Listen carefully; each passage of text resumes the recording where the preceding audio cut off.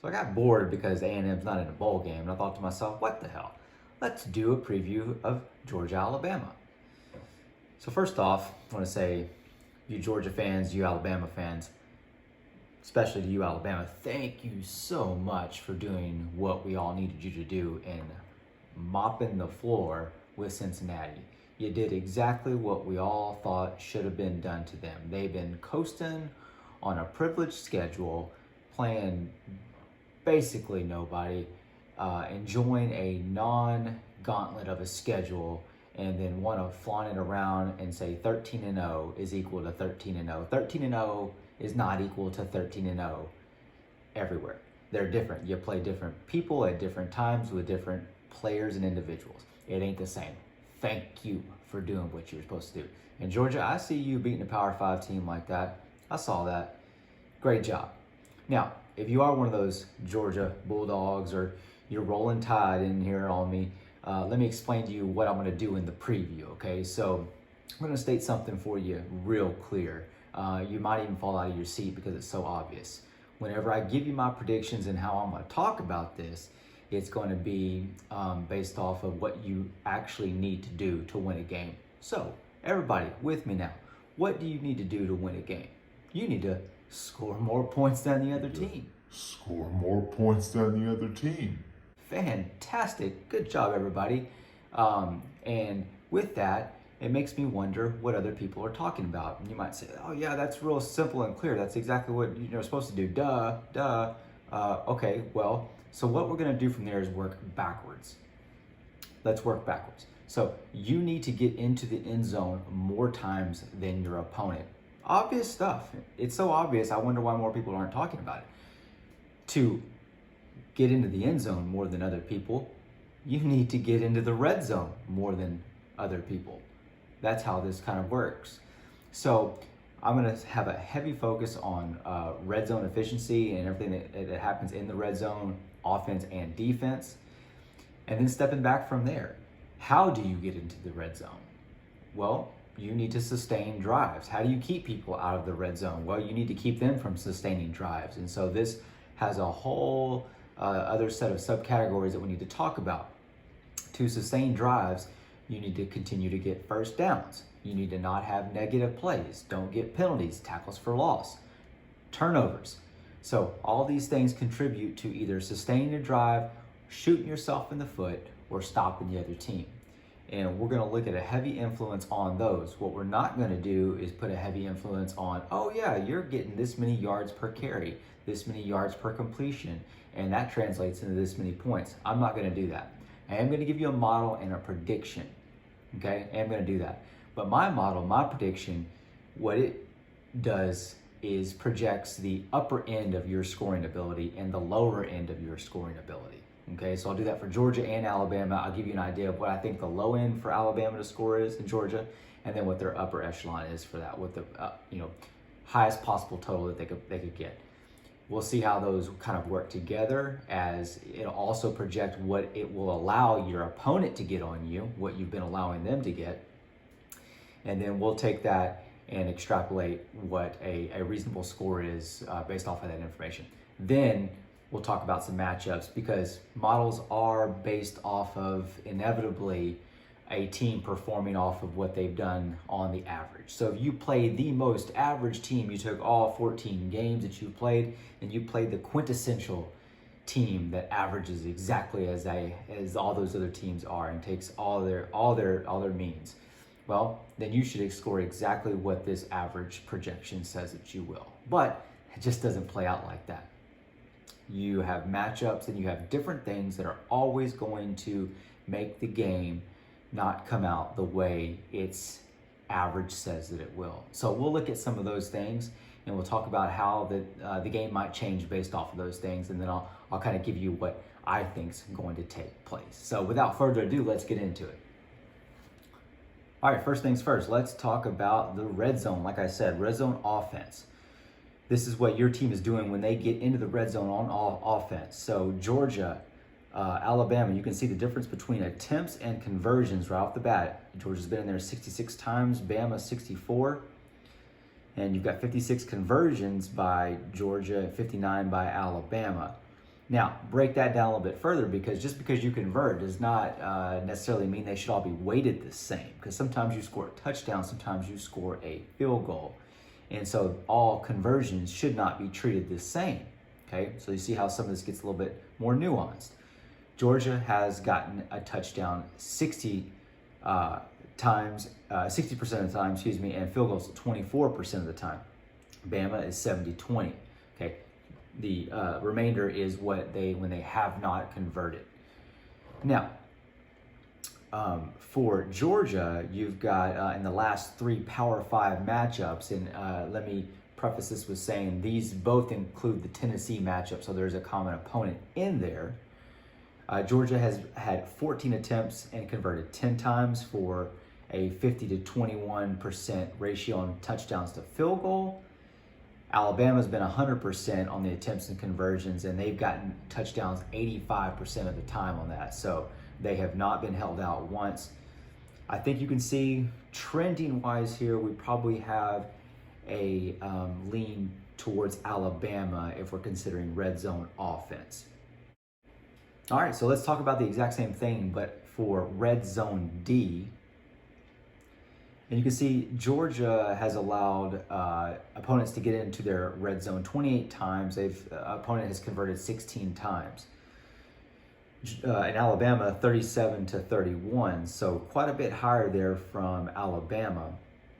Georgia's allowing 28 and 28 even on the touchdowns to field goals. Alabama's allowing more touchdowns than field goals, and so you see that carries through. They're allowing more people in, more people to convert, and at a higher ratio for touchdowns. So pretty clear advantage on that side of things for Georgia. Now, if we check this out for what's been going on the last 3 opponents, then you kind of see this average out a little bit. Alabama has allowed 9 attempts. 7 of those have been converted, so they've been maybe a slight bit more stingy there. And then 33% of those have been touchdowns instead of the higher percentage that we've seen. So Bama could be trending in the right direction and a little bit closer to how Georgia does in this same area. So they've got a 36-27% touchdown to field goal rate. Okay, so I think we still have advantage Georgia here, although lately it seems like it's potentially trending closer together, and particularly Alabama is gotten better in this area. All right, so here's one thing we need to consider. You can get into the red zone and then you can score, and that's a big deal, but you don't always have to score in the red zone, right? If you've been listening to this so far, that may have already hit you like a brick upside the head, because you're thinking, well, yeah, but what if you score from the 21? That's not in the red zone. Exactly. Exactly. That's what I'm trying to get at next. So we're going to look at long plays. How often do you score outside of the 20? Because if you have a 50-yard play, a 60-yard play, or anything outside of that, that doesn't count as a red zone play, but it's also hugely explosive. So those types of plays make up a big difference. They're not exactly part of sustaining your drive, but they're part of getting your drive into the end zone where it counts most. You have to cross the 1-yard line to score, okay? How you do that from the 50-yard line or from the 2-yard line doesn't matter. But if we only look at red zone, then we haven't accounted for all those 50-yard scores and on past that, right? And so that's why we're gonna look at long plays next. All right, so now we're going to break this down by producing versus allowing also, so an offensive and defensive component.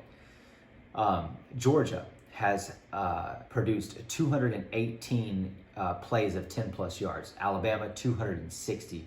Big difference there, big difference. 20-plus yards, much more even. And when we get to the 30 and the 50, Georgia has, oddly enough, had more 30-plus yard plays to Alabama's 30.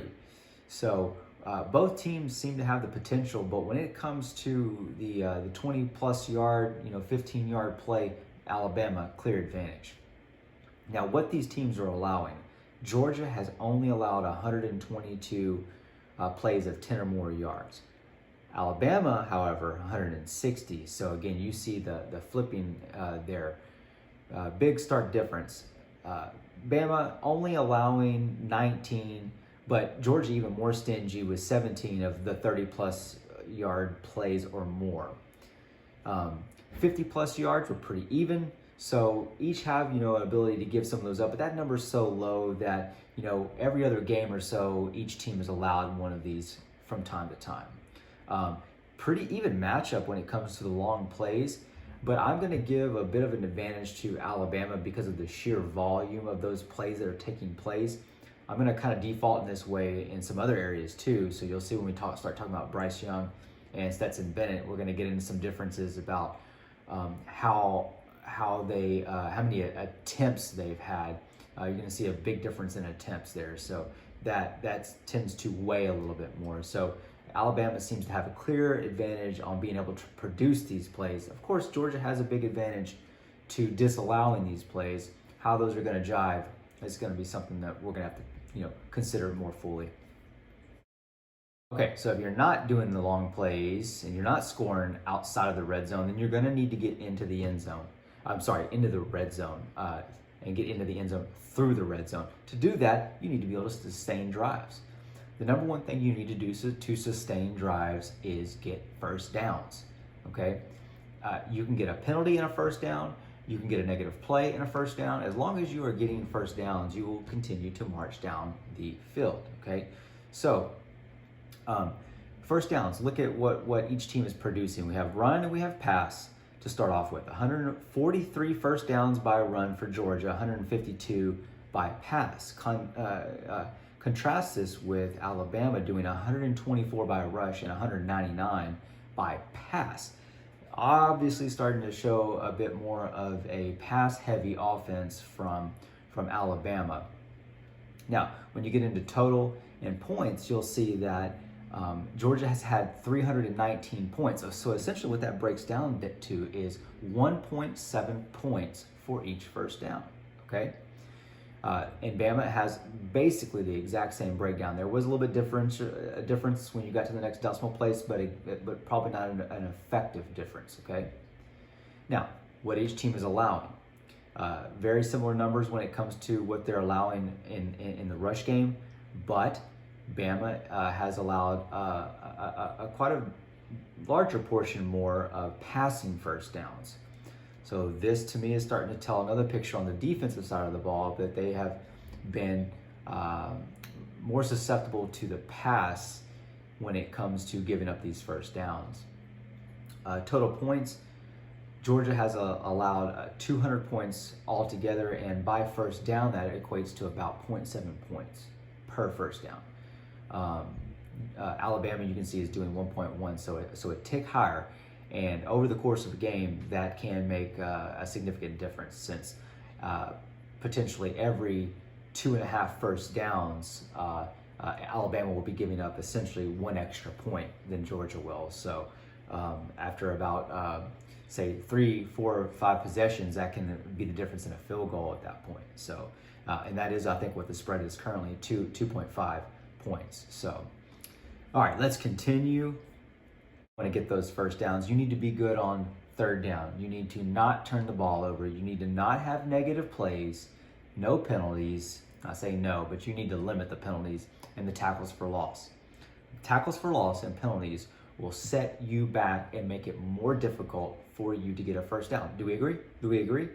We should all agree on this, right?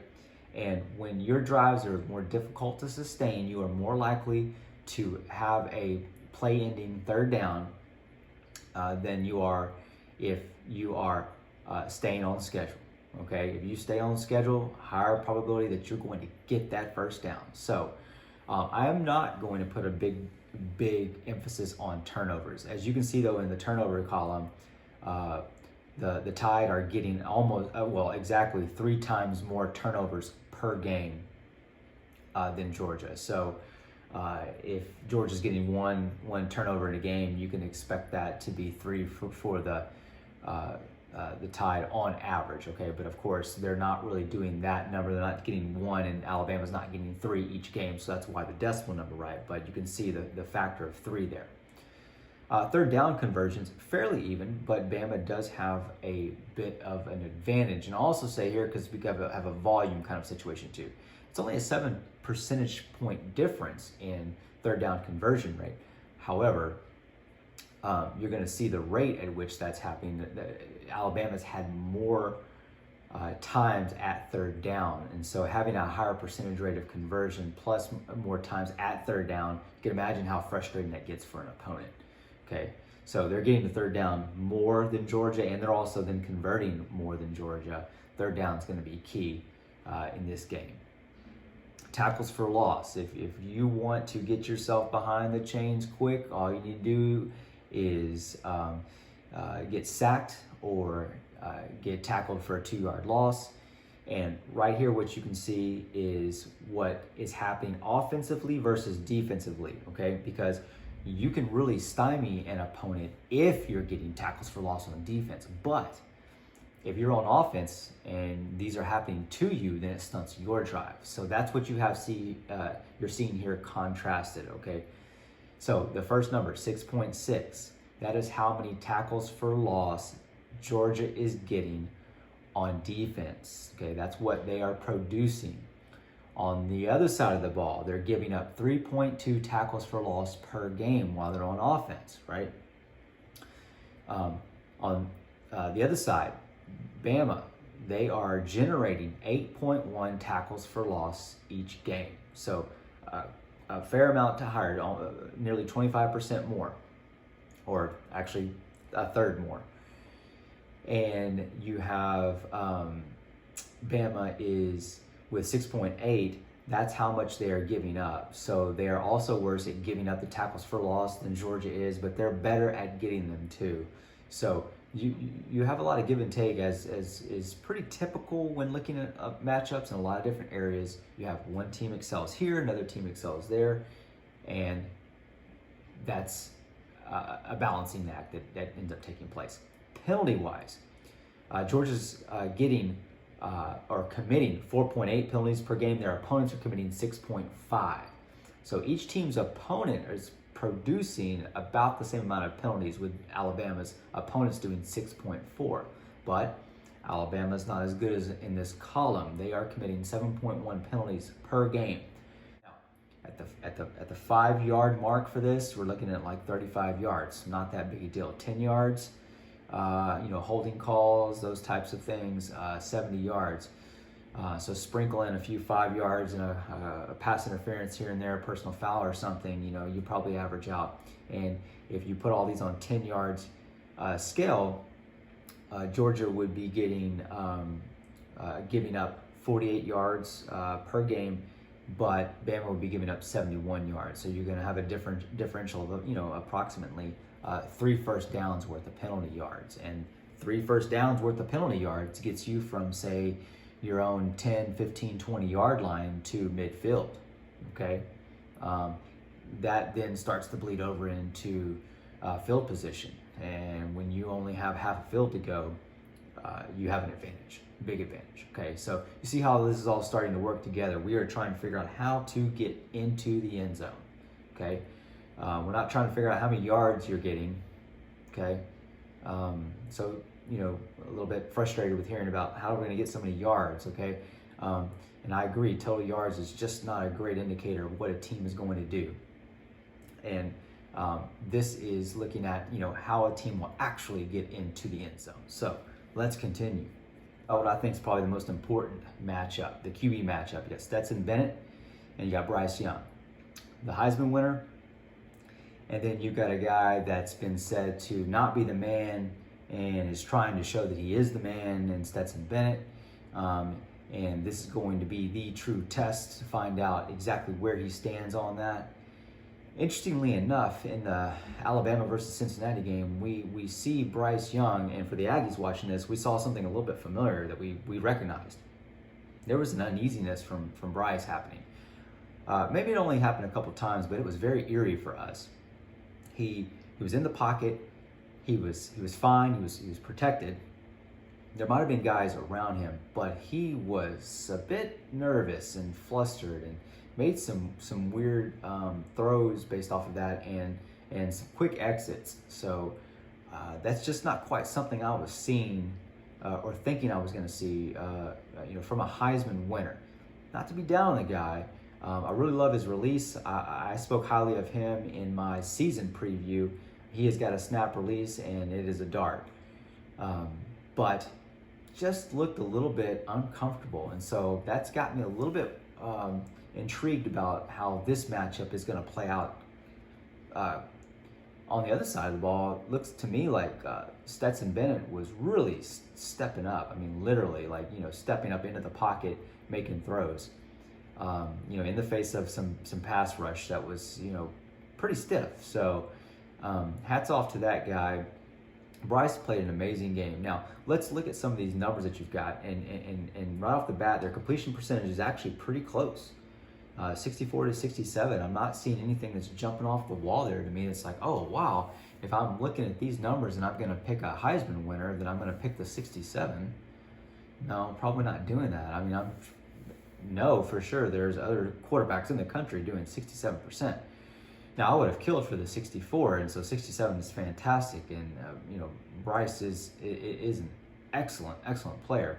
It's just by these numbers, I'm kind of got myself thinking and wondering a little bit, especially whenever I get over to yards per attempt. Bennett's doing 10.1. Bryce Young's doing 9.2. Okay, I thought that was going to be completely flipped based off of what I've heard, based off of knowing about being a Heisman winner. So then you get over to rating, and you got Stetson got a higher rating at 178. Now I pulled that rating. I'll go ahead and give you from College Football Stats, and I'm not quite sure how they calculate theirs, but I've looked at a few other sources as well. I'm not seeing a lot of difference there. So again, it's got me wondering what is the big deal? I've kind of people have been saying whether or not Stetson can get the job done.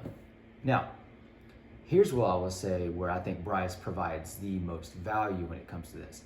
You look at his attempts. He has got, we have a 229 additional attempts, passing attempts.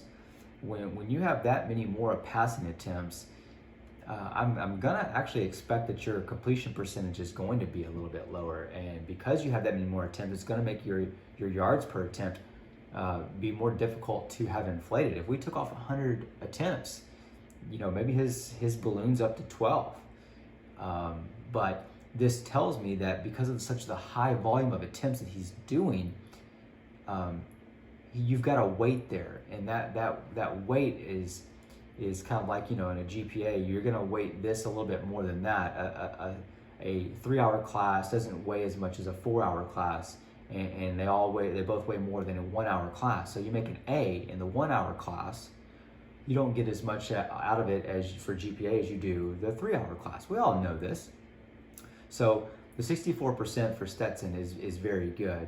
And the 10.1 is very good, but he's only getting 10.1 yards per attempt on 261 attempts. So that gives him essentially 2,610 yards, right? On the flip side, because Bryce's is nearly 10 as it is, you just do the simple approximation and rounding, that puts him at 4,900 yards. Wow. Okay, so you've got a quite a bit different story, and if you look at their total yards, then you end up having that as well. I will say this, another surprising thing whenever I looked at their stats, Stetson has, I believe, nearly at least 150, maybe it's closer to 200 more rushing yards than Bryce, and I just would not have thought that, even though I know Bryce doesn't like to run, or I've heard that he doesn't care to run. I think it was a talking point whenever he played A&M. So, just an interesting thought there to see that Stetson's done quite a bit more and has been a fair amount more effective at it. And of course, with QB touching the ball every play, this is going to be a key matchup. And I think it is the storyline. How is Stetson going to play versus the Heisman winner? That to me is going to decide this game. So let's go ahead and look at what my model's got for you and give it a look-see, and you can kind of get an idea of what I was talking about with how my model works. There you have it. my model shows that Georgia has a high possible score of 38. My model also shows that they will allow 10 points on the low side, okay? So Alabama on the flip side. Now I color coordinated these so you know which ones will coordinate with which team. The blue go with Alabama, the red go with Georgia.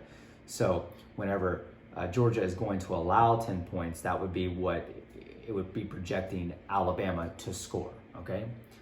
On the flip side, when you look at Alabama's numbers, what their numbers tell my model to spit out is that they will score 41 points on the high side, and they will allow 19 to be scored, okay? So this kind of gives a range of, for Georgia, for 19 to 38, right? Because that number 19, that Alabama is going to allow to be scored, that's what it's saying that Georgia will score on them. So that gives it the low side, right? And that's, again, the 10 you see for Georgia there that's going to be allowed. That's what it's projecting Alabama to score. So this is the range of the score that they could possibly do from what my model's saying. So look at it more simply, put on the other side, 19, a range of 19 to 38 is where Georgia should score. Alabama should score somewhere between 10 and 41 based off of these numbers. Now, right off the bat, you're going to see there's a much wider differential between what Alabama could score on the high side and the low side. Georgia's much more tight. I do lend a little bit of weight to that because Georgia's is not as volatile. That tells me that they're more likely to score it within that range. So Bama could be all the way up to 41, but they could be all the way down to 12. But you've got a really good chance that Georgia is going to be somewhere in between 25 and 30. Okay? 25 and 30. So, most reasonable, my model is saying that Georgia will come out 28, Bama will come out 25. That is basically I believe the exact point spread. Actually, I think it's 2.5, depends on the day and the hour. But don't think of these numbers so much as this is what they're going to score so much as this is what the spread is going to be. So mine is saying that it looks like it will be a 3-point spread. But what do I think is going to happen with that? Do I believe the model? Do I not believe the model? For me, it's always a tough one to kind of go off of. I didn't get to play Georgia, got to play Alabama. I'll tell you, from watching both these games, Georgia play Michigan and Alabama play Cincinnati, I saw Alabama play Cincinnati in a way that I thought allowed some vulnerabilities, and some of the vulnerabilities I thought that I saw when we played them. So I think the key to the game for Alabama is going to be really, maybe it's to take what you can get from Georgia. Georgia's going to play pretty stingy. I think Alabama needs to protect your quarterback. I think if you can protect your quarterback, you're going to have a really good day here. And I say that in contrast because I think the opposite is true for the key for Georgia. I think you need to pin your ears back and you need to get pressure on Bryce Young. And I think that's what I saw was his vulnerability when we played him. And I think if you can get that pressure, then you can really force some throws. This is all off the table depending on what happens on turnovers. None of this has anything to do with turnovers. You can't predict turnovers, but turnovers have a big factor in this game. So when those start taking place, all this goes out the window. A&M had, I believe, 3 turnovers. Each team had a special team touchdown. And so if Georgia can produce, say, 1-2 turnovers in this game by pressuring Bryce Young, I think we end up with Georgia more on the high side of their potential and Alabama a bit more on the low side. When you look at the breakdown, Georgia's pretty even with running and passing, as you saw in large part. I think another key for them is going to be throwing to run the ball. I think Georgia, their normal game is to run the ball, to pass, and I think Alabama is bit more of the pass to run. I think that needs to flip for Georgia. I think Georgia needs to come out and throw on first down. When you look at what Georgia is doing on first downs, they are running the ball. Make sure I'm remembering this. I believe it's 64%. It's north of 60%. They're running the ball on first down. When you get to second down, it's somewhere in the neighborhood of 57%. So Georgia's heavy on the run. It wasn't too far off in the Michigan game, but the final key that I have for Georgia on this is to complete timely passes. If you can get a nice third down completion percentage in this game, I think it's going to pay so many dividends for you. As I think it did in that similar way for A&M. We had timely passes thrown, caught, penalized, that made a big difference in this game. So it's going to be some key opportunities, I think, for Stetson Bennett to really step forward and take control of this game. For Bama, you not being the dog, you being the dog in this game is somewhat baffling. I mean, you're like the spread darling, in my opinion. Every time there's a cupcake that comes up, I'm betting you to cover. So I feel like you probably were given the rat poison just to kind of go ahead and spruce this one up. I don't think Georgia's biting on it though, and they like to bite, right? We've seen Hope and all her glories and all the videos for you, Georgia. So I am going to stick with the model on this one, but I'm going to lower the total just a little bit. Instead of 28-25, I'm going to go, I think 24-21. I'm going to keep it a 3-point game. I believe the spread on this one, but I think it's going to be a little bit lower. I do think Georgia has a lot to play for. I think they have just the most to play for this game. I think they had a wake-up call whenever they played Alabama in that SEC championship game, and now they know this is not a team to be trifled with. Bama is not a team to be trifled with. Their defense may not be the best one that they've ever had. They are still very, very good, very, very talented. But Georgia, take what they'll give you. If they're going to give you some of that underneath work, as you saw against Cincinnati, they had some success by throwing some of those five yard routes, when Bama's playing a little bit more cushion than they have in the past.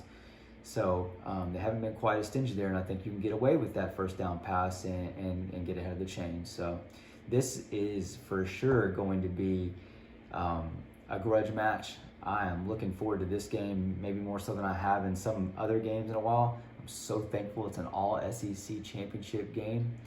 And so for both of you, I wish you well. Hope the best for both teams, and go out and stomp the other one out. So we'll see you next Monday when the results come out. Thanks and gig 'em.